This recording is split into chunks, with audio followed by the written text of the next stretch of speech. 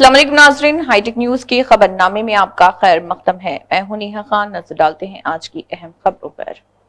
सैयदा फलक मजलिस इत्तेहादुल मुस्लिमीन की लीडर ने महाराष्ट्र म्यूनसिपल इंतखाबात 2026 के ज़िमन में इंतखाबी मुहिम में हिस्सा लिया। इस मौके पर उन्होंने कहा है कि अगर बीजेपी की हुकूमत में राम मंदिर को बनाया गया तो कांग्रेस की हुकूमत में बाबरी मस्जिद को तोड़ा गया, इसलिए दोनों पार्टी ही मुसलमानों के हक में नहीं है और ये दोनों मुस्लिम मुखालिफ पार्टी हैं। देखिए सैयदा फलक AIMIM महाराष्ट्र म्यूनसिपल इलेक्शन के ज़िमन में कैंपेन के दौरान उनका क्या कहना है। और इसके अलावा उन्होंने 15 जनवरी को तमाम अवाम से मुत्तहिद होकर पतंग के निशान पर वोट डालने की अपील की ताकि मजलिस को मजबूत बनाया जा सके। 15 तारीख के दिन औरंगाबाद के आसमान में सिर्फ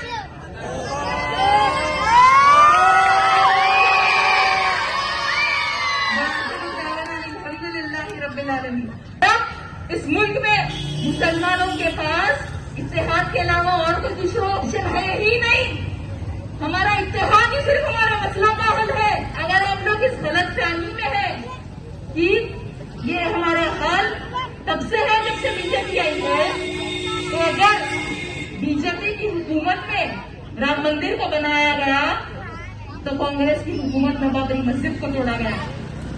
वो कांग्रेस थी जिसने NTR को इंट्रोड्यूस किया था, वो कांग्रेस थी जिसने UAPA को सपोर्ट किया था, वो कांग्रेस थी जिसने ट्रिपल तलाक कानून पर खामोश थी, वो कांग्रेस है जो यूनिफॉर्म सिविल कोड पर कुछ नहीं बोलती, वो कांग्रेस है जिसने कर्नाटका में हिजाब बैन को नहीं हटाया, वो कांग्रेस थी जिसने जुनैद और नसीर को जिंदा जलाने वालों को राजस्थान में कोई सजा नहीं दी, और वो कांग्रेस है जिसने हाल ही में कर्नाटका में 300 मुस्लिम घरों पर बुलडोजर चलाया, और वही कांग्रेस थी जिसने औरंगाबाद का नाम संभाजी नगर रखने पर खामोश थी।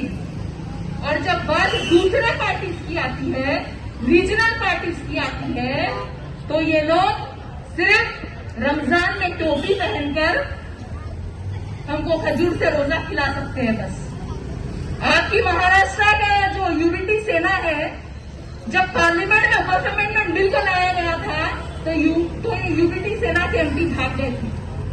जब हमको जरूरत पड़ती है ये लोग भाग जाते हैं, कोई अपना नहीं होता। जब तक इस मुल्क में हम अपनी खुद की सियासी क़यादत को आगे नहीं बढ़ाएंगे तब तक हमारा कुछ नहीं हो सकता। क्योंकि जब हमारी नबी के शान में गुस्ताखी होती है तो दूसरे पॉलिटिकल पार्टीज के लोग प्रोटेस्ट नहीं करते।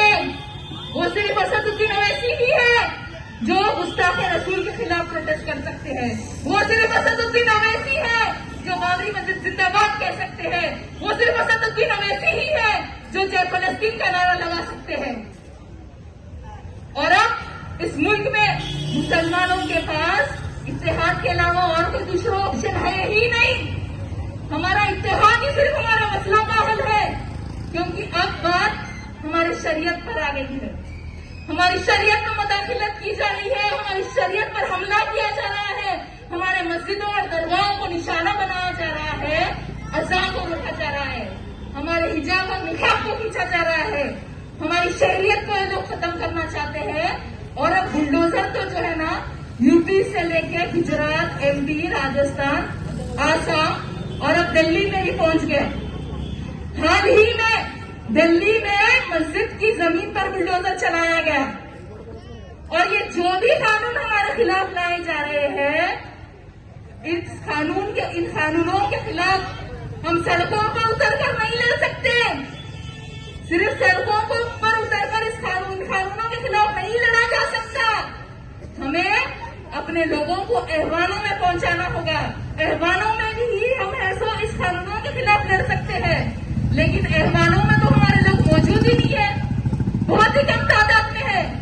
और आजकल कोई भी पॉलिटिकल पार्टी मुसलमानों को टिकट नहीं दे रहे, कोई नहीं दे रहे। महाराष्ट्र में इतने बड़े स्टेट में क्या कोई एक पॉलिटिकल पार्टी को एक मुसलमान को टिकट दी? और ऐसे नाजुक हालात में हमारे लोग जो है आपसी इख्तिलाफ में मसरूफ है।